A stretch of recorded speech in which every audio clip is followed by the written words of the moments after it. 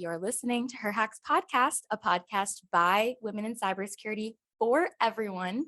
We are coming to you live today from Objective by the Sea with Patrick Wardle and Andy Rosenberg, the founders of the Objective by the Sea conference, which is the first ever Mac-focused security conference in the world, or even I think like first Apple-focused security conference, right? I think so. Thank you guys for coming today. Sure. Sorry. Thank you guys for coming today. All right. So today is October 10th, and it's actually Ada Lovelace Day, which is a day to celebrate women in STEM and women in computing. So I think it's awesome that you guys are on the podcast today. And so the first thing I kind of wanted to get into on the podcast is the origin story of the Objective by the Sea conference. How did you guys get into cybersecurity? How did you meet each other? And like what prompted creating the Objective by the Sea conference? Wow, it's a great question. Kind of a long story. I guess I'll dive in. So I have a long background in cybersecurity. I studied computer science as an undergrad, worked at the National Security Agency. Always been really passionate though about sharing my ideas with the larger community, interacting with other researchers, students, et cetera, et cetera. So I was speaking at a conference in Argentina, and I was wearing a shirt from Hawaii. And I remember Andy was organizing the conference there, and I, walked out of the hotel for the speakers event, and she was there, and she like pointed at me and said, "Why are you wearing my shirt?" And I was just like, "Oh my goodness, I just landed in Argentina. It's a foreign country. I don't speak the language. Like, what's going on here?" So dive in. Were you speaking Spanish? Were you?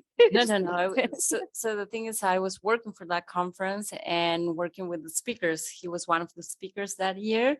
And I lived in Hawaii many years ago. It's one of my favorite places in the world. And then I go there, I'm working, and I see this guy wearing that shirt, and it came out of me. I just jumped into him and said, "Why are you wearing that shirt?" He's like, "I live here." I'm like, "Okay, we'll chat. We're going to become friends." So we started talking. We became really good friends. And I think a few years after that, he was telling me about the tools he was creating, the Objective-C tools. And because I had the know-how of how to organize a conference, I had the amazing idea of coming back to Hawaii by organizing a conference. Yes. So I proposed that to him, say, "What do you think if we organize a conference?" In my mind, it was kind of a fantasy, like this is not going to happen. Yeah. And as soon as I said that, he's like, "That's perfect. That's exactly what we should do." A month later, he tells me, "Open your email." And I had a ticket to Hawaii, and that's how Objective by the Sea started. Yeah, this was 2018, so a few years ago. So cool. We had no idea who we were doing. To be honest, no idea. And now Objective by the Sea is like the #1 Apple security conference in the world. There's so many amazing researchers that come out every year. I feel like this is like the place to be. Yeah, definitely. And I love Andy's story because it's exactly what happened. I mean, the conference was her idea, and I knew it was an amazing idea. But I felt that it was only something we could do together as a team. I had a lot of experience in the cybersecurity field, really good with people. No, really good with computers, not good with people. Andrea, on the other hand, has a lot of experience organizing events, really good with people. So I said, look, if we combine our skills cumulatively in collaboration, I think we can do a really neat event. And so, we announced the first event. One of the reasons it was in Hawaii was, yes, I live there. Andy wanted to come back, but also we figured, hey, if we do it in an amazing place, at least people will show up for the venue. So we didn't know, like, is anyone even going to show up? And we had a great turnout, great community involvement. And we said, wow, this is something amazing. We really need to keep this going. Yeah. And I think because it's just the two of us organizing the conference, super community focused. It's something that's grown amazingly, but it's something that I feel a lot of people feel part of, and that's why it's this amazing can't miss event. So it's like we are part of it, but it's something that the attendees, the speakers, we're all in it together and make it a can't miss event each year. Let me add something. Yeah. The interesting thing about that first edition, first we didn't know if people were going to show up, but then they did. And suddenly we noticed that this was needed a place to form a community for all these amazing researchers that were doing amazing work, but they didn't have a place where they could share it with people that were doing the same things. So that's the thing we noticed from the first edition, and where we put our energy until today to form this community. And now, while you've seen it, the sense of community in this conference, like Oh, now definitely. everybody knows each other. They kept on talking, working together. So for me, that is one of the strongest point on this conference, the community that we formed. Yeah. And I feel like Objective C and Objective by the Sea has evolved so much over time. It started with your tools and then the conference and now the Objective C Foundation. And then last year you announced the Objective We initiative. So would you like to tell us more about the Objective We initiative for people who don't know? Yeah, well, I'd love to, and I'm going to hand it off to Andy to really dive into that. But we recognize that there is a need for more diversity and inclusiveness in the tech space. And this is something that I think is a complicated issue, but I think that we saw opportunities where we could make impacts and support causes that are trying to address that. Since we're a nonprofit, we have a board, and there's a lot of amazing women on the board. And so they really spearheaded this effort, because I always say we didn't need another like white male trying to solve this. And so, this is why I'm gonna hand it off to Andy now, let her speak about it, because it's something that, they have really spearheaded and made amazing strides, and it's just been incredible to see. Yeah. So what happened is, like I said before, we started through the conference, the needs of this space. And something that we really like to do is to listen to our community. And I've noticed that throughout the conferences, a lot of women would come to us and say, oh, this is a great place for me to expand. I was hired after talking here, women. Yeah. And I want to tell this story. We were, I think it was edition number 3 or 4. We were on the conference room listening to the talks, and we're sitting right next to each other, and we both receive an email from Arek, a person we really love from Kanji. And he said, I am looking at this room, and I think he said something like half of the people are women. I'm very proud of what you're doing. And suddenly we turn around, and it was true, something that we've been to many other conferences and that didn't happen. And that suddenly clicked something in my mind, said, okay, somebody's noticing that. For us, it's normal because we're trying to do that. But then we should do something to encourage this to happen. So that's when we started talking about this. What can we do? How can we help? What it's needed in this community? So we started talking to a lot of people involved, you being one of them. And we understood that this was something that we wanted to do and put a lot of energy and time and resources that we can do. We're pretty small, but having this conference in the community helps a lot. That's why we always emphasize that, saying that we need this community, because just the two of us, it's nothing. So that's where the idea came from. And since then, we started talking a lot and seeing how we could help. I mean, it's still on the early stages, and we want actually the community to come to us and say, look, here it's a need. So we're really open to listen to what's needed. Yeah, it's something I noticed when I came to this conference and like looked at the speaker list. I was like, oh, there's actually like almost 50% women speakers. I've never seen that at like any tech conference before. And it's been such a welcoming experience for me. It's become my favorite conference because everyone is just so nice. Like I've met people through this conference that are like, oh, if you come to town, you just stay at my house. And I'm like, you've met me one time. I could be a murderer. Everyone is so. Are you? to be seen. Not so far. Not yet. Yeah. Cybersecurity hasn't jaded you that much. Not yet. Yeah. My second act. Yeah, that's a little bit the idea of this. And I think we have to do with that because we are that way. The truth is that I think the people that have the most fun doing it's us. Yeah. I mean, I see everybody having fun and enjoying, but me inside, I'm like, this is awesome. I'm having fun. I'm meeting people. I can think about new ideas. So I think that's reflected from us to the rest of people. So yeah, I love that about this conference. Yeah, it is so important to have spaces for women in cybersecurity to feel like they have a community. And what I really love about this conference is I just already kind of feel like I'm part of the club. Like the day I got You are. here, you were so welcoming. Mhm. I remember when I first applied to this conference, one of my friends had said, "Hey, you do Apple, like you should apply." And I emailed you guys and I was like, "Hey, do you accept iOS talks?" Because I just wasn't sure. And I was like, I don't know if they're even interested in that. But like now it's like there's so many people doing iOS and just like so many people doing everything Mac. And it's awesome. I feel like I've been able to connect a lot of people at this conference that I only knew online. Right. And now I feel like we're real friends. Right. So IRL. yeah, yeah. And just to add, one of the things I really like too is, the talks and the way we organize the conference is we really first and foremost focus on technical content.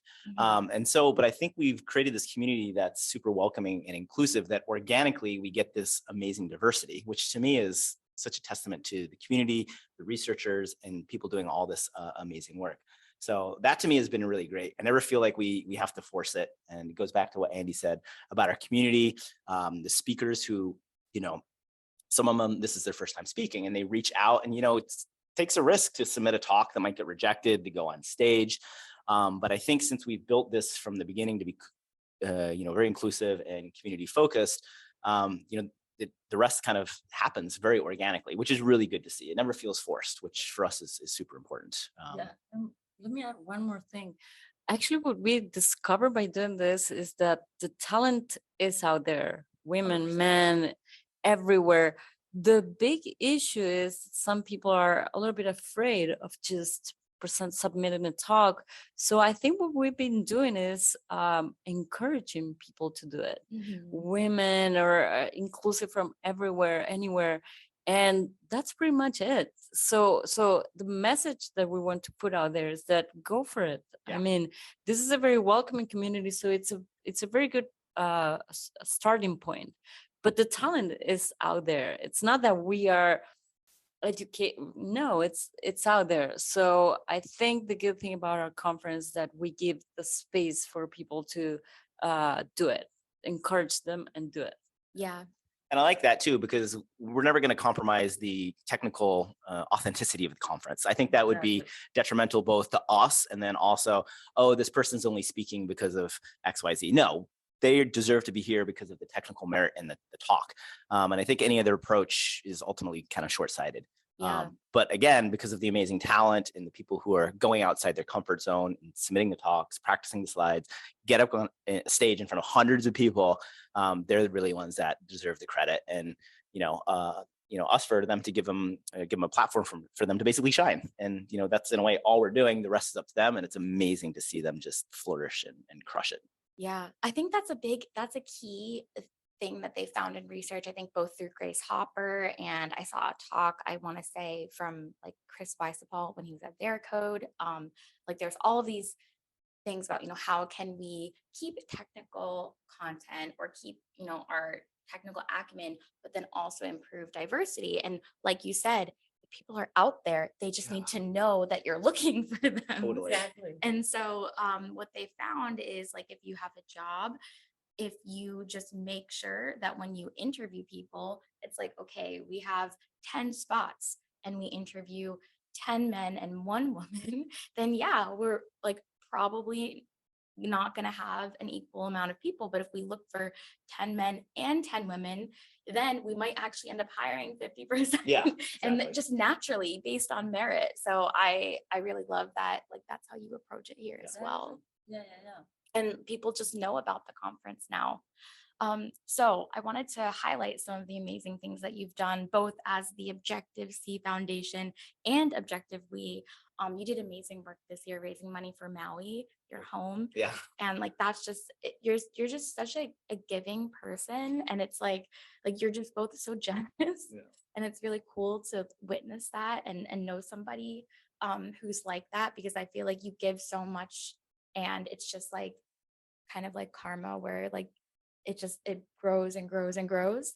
And something else that you did this year, so last year you promised $100,000 to various women in cybersecurity events over the course of 2023, and you sponsored season 2 of HerHax Podcast, which we are very, very grateful for. But you also have done so many other amazing things. So I would love to talk about some of the other things that you'd like to highlight and the Objective by the Sea scholarship. So please tell me about some of these amazing things. Yeah, thank you for those kind words. I think both of us have realized that, giving back to the community is both super fulfilling and also then is just something that's super karmatic in the sense that it just pays back in dividends while, doing some good in the world. It's been, a tough year for many people, countries, and it's just been super challenging. So, to kind of give back to the community and focus on positive things, I think is really meaningful. So yeah, so last year we announced the Objective We initiative, which is basically a focus of our diversity efforts. And I just want to thank Kanji, who's our platinum level supporter, because they were really ones who are helping support this effort, and their financial donations to the foundation really also allow us to, put some financial push behind our efforts, which is amazing. So yeah, we launched it with a commitment of $100,000 to diversity. Hope that's just the start, and this is something that we're both super passionate about and is growing. I'll let Andy speak about some of the efforts of that, but I will touch on some of the student scholarships because those are kind of near and dear to me personally. So the 2 scholarships we kind of focus on are one locally in Maui. The idea is, Maui is a very expensive place to live, but there's not a lot of good jobs. So when students or high school kids graduate and maybe go off to college, they basically either end up leaving Hawaii, which is very tough because a lot of kids who grew up there love it there. It's a very family-centric culture. But for financial reasons, they basically have to move to the mainland or internationally for work, which is always kind of heartbreaking. And they probably can't go home very often because it's so expensive. Exactly. The other option is they come back and work like 3 jobs. So I remember, instances where, someone has a job where on the mainland that would provide them enough money. Hawaii, no. So it's just very tough. So we thought, hey, look, what if we encourage or empower high school students to go into tech-related careers? The idea is if they go off to college and get a tech degree, it opens a lot of opportunities for remote work that if they choose, they can hopefully land a job with a tech company, work remotely, and then live affordably on Maui.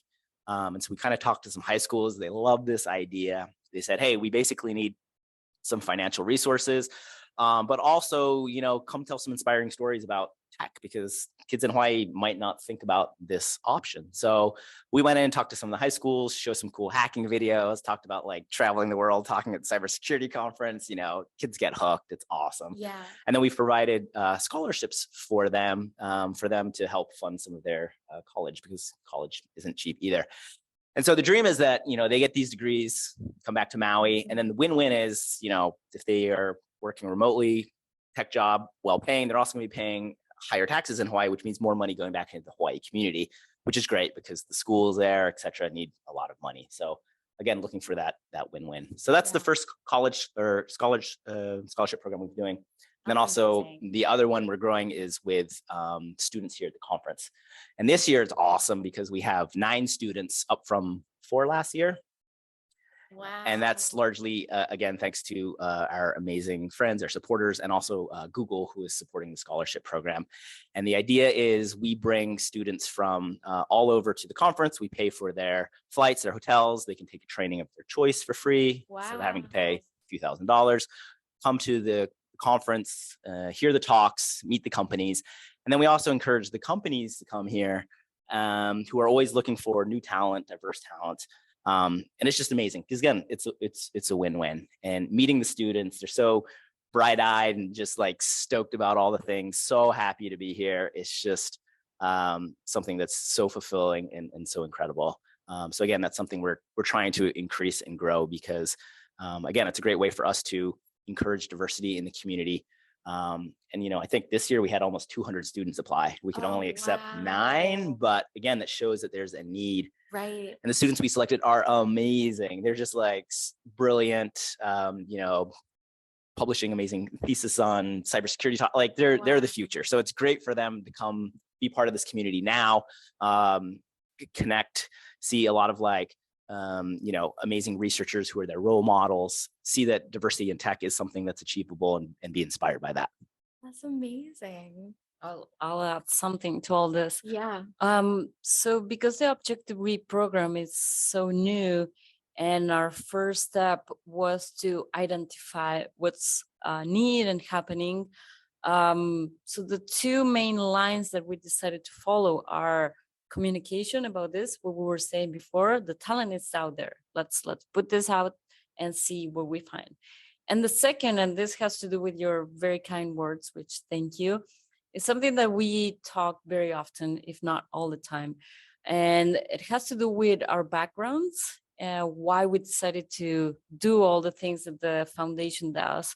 And we always get to the conclusion that the most important thing is education. We are people that we love education. We think education is the solution for many, many things, and in this space too. So the second line of the Objective We program is education. So most of the programs that we've been doing almost this whole year has been through communication and education. So HerHax Podcast is one of them, communication. We love what you do. I think the topics that you select are very important, that are good for the people that we want to educate, right? So for example, the students that are coming to the conference, as Patrick was saying. So a lot of the projects that we worked throughout the year are about education. So the students in Maui, the students that are coming to the conference, which is huge for them, it might be life-changing, not only for the education that they're getting, the trainings, but also the contacts, the networking, the understanding of how this security field works. And for them, it's changing. And the other projects that we did are, for example, the Diana initiative that they do the conference in Vegas, which is also education, empowering women to give talks, and then the crowd. So that's important to us. And a few of those programs are back from Argentina, where I'm from, where I worked in a different conference and an academy. It's an academy for hackers. Yeah. So we've sent some scholarships there too, because the talent there, it's amazing, but the resources are very limited. So what we try to do is identify all that and then give them the support and just all the context that we could do. So basically the Objective We program has been go through these two main lines, communication and education. Yeah. So there's a lot of more information in our website that talks about this, the projects, when, who, also books, that this surprise that in the conference, everybody will be getting a book. So we stand behind education a lot. Yeah, you honestly, it's so generous and it's just amazing. I love watching everything that you guys do. I remember my first year, even before Objective We started, but my first conference was Objective by the Sea V4. And you're giving out stickers for Imua Family Services, right. And that's for families in Maui with children with disabilities. Yeah, exactly. And it was really close to my heart because my sister is a special education teacher. And so I was like, oh, I have to get her one of these stickers. Oh, what a great place. And you were like, oh, if anybody would like to donate, you can get a t-shirt for a donation directly to Imua Family Services. And I was just like, this conference is so it's just amazing to kind of get connected with all of these things that really make you think how lucky we are. So lucky. And to give back to other people. So I do want to ask, what can we expect next from Objective We? Do you have any exciting plans? And if you're saving it to the end of the conference, that's okay. We don't know, because I remember last year, Objective We was your big announcement and closing ceremony. So no spoilers, no pressure on that. But is there anything that you're looking forward to either this year or next year that you can talk about, perhaps? I will say we have something very exciting that we've been mulling on that I think will grow the organization and is super aligned with Objective We, but we are going to save it for the end of the conference. Okay. To discuss. So make sure you tune into that. I think He's going to tell me later when I end the live stream. True. but I think the only thing I can say that it continues on this line of communication and education, but it's gonna be nice. Yeah, exactly. Because I think we've seen just the impact we can have in individuals' lives. Like the students you said, it's, you think about students when they're graduating, right? They're about to embark on their career. And that's like actually a huge crossroads in people's lives. I mean, Yeah. you get down the path of a good career, like that's hugely important, and vice versa. If you kind of maybe don't land that good job or not sure what you want to do, that can be frustrating. Yeah. So yeah, we've just been looking for opportunities where we can continue to give back to the community, make content more accessible, highlight more of the role models, the amazing speakers we have at the conference, because I think that's hugely important too. Like we said, the talent is out there. Sometimes it just needs that extra push, that belief. And I think having role models you can look up to and be like, wow, that woman was in the same position I am, and they tackled this, and that's inspiring. I can do this too. That's huge. Something, I have an idea actually right now. Yes. What if we did, and I can put it on myself to be in charge so that you don't, because you are already doing so much. Okay. What if we had a speaker kind of like training program or speaker like mentoring program for people that are afraid to apply to speak? I love Because this. my DMs are open on Twitter. If anybody, has questions, isn't sure, I would be happy to. So Love that. Huge. That's actually on the list of things. Really? So I think Oh. You're hired. yes. Oh my gosh. Okay. Yeah. Yeah, Yeah. we're in sync. Yeah. Yeah. Same thoughts. Yeah. Great Yes. minds. No, I love this because one of my favorite story is we had this woman researcher doing incredible work, and it's kind of like, hey, you should come talk. And CFP is open again. Kind of the challenges of, I haven't spoken publicly at a big conference before. English is not my first language. Tech is kind of male dominated. Super understandable. So okay, let's figure out how to mentor, provide some feedback. She comes, just gives this incredible talk. Gets hired shortly thereafter by a large fruit company. Wow. Relocated to London, like Wow. just amazing, and all Incredible. credit and talent to her. But I think it was an opportunity where the conference was, again, just that platform for her to shine and for the world to see the amazing things we were doing. And so exactly, kind of how do we reach out, inspire, maybe mentor people who have the talent, but maybe public speaking isn't something they've done a lot or they're nervous about, which is super understandable. We've all Yeah. been there. Oh So yeah, I still get nervous. I think Yeah. I'm like shaking right now. You just can't tell. under the table. So love the idea. We'll sync on it for sure. Oh my gosh. Okay, that's amazing. For sure. And then they can come on the podcast. Yeah. Oh yeah. HerHax Podcast, looking for more guests.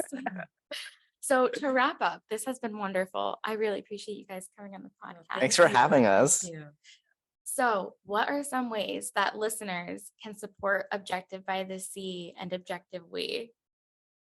So there's a few ways. I'll talk of maybe more the corporate ways. You can maybe talk about more of the other ways as well. So the main way the foundation is funded is by a program we call the Friends of Objective C. And these are companies that have made donations to our nonprofit to really support our vision. And I really can't give them enough credit because, we work hard, but, putting on a conference, student scholarships, that all costs money. And we're able to receive that with the generosity of these companies. So oftentimes when people say, wow, we love what you do, how can you help us? How can we help you? I always say, hey, go talk to, if you're employed at a company, go talk to them and say, hey, have you thought about sponsoring the Objective C Foundation? They're a 501c3, they're doing great work. They're, hiring or training the next generation of talent.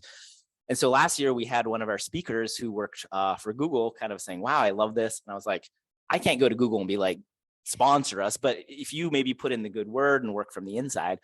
And they did that. And now Google is sponsoring our student scholarship program. And now we've tripled the number of students that we can bring to the conference this year. And that number is just going to increase. So, I mean, that's just a great example where the individual who worked at the company was able to kind of work from the inside to help us. So we found that super helpful because we're still a pretty small nonprofit. Not everyone knows about us. But if someone from the inside, so if you work at a big company who, wants to support the community, come chat, put in the good word. So that's really one great way that people can support us kind of financially. And I think the second part is, well, you've seen it's only 2 people doing all this. And sometimes we don't see everything. So just encourage people to come to us and give their ideas like you just did. Amazing. This is how we grow. This is what we've been doing the past 5 years, listening to people and from those ideas, making them happen. So if anyone is thinking about, oh, maybe Objective Week could help on this, or in the conference, you should do this. Like, for example, we're having in this conference a CTF, and that was proposed by Erica, which I thank her. Thank you. It was her idea, and she's like, I can pull this off, help me with this. So anyone that has ideas, that thinks that we can be better on something, that can bring, we are super open to listening to that. We actually encourage everyone to do it. If it's bad idea, we'll say, look, that's it. Maybe in 2 Next years. year. Maybe next year. But we want that. We want people coming to us and saying, you should do this. This is an idea. I would love if you take a look at this.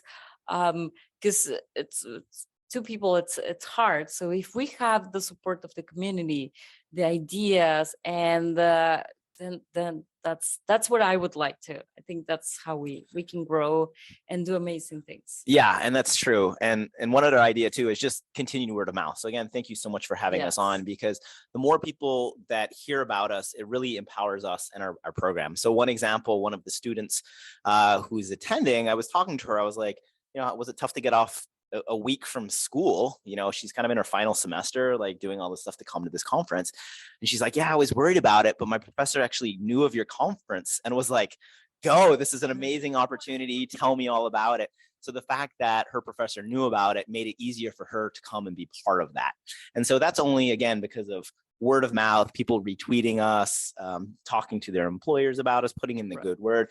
We don't have a social media team. We don't have a marketing team. So really the community being behind us and supporting us has a huge ripple effect that then pays dividends for everyone. And ultimately, for example, allows more students to come and that kind of stuff. So that's all super helpful as well. Yeah, I know. And also I want to go back in time and just thank all the people that have been supporting us, even just by showing up to the conference.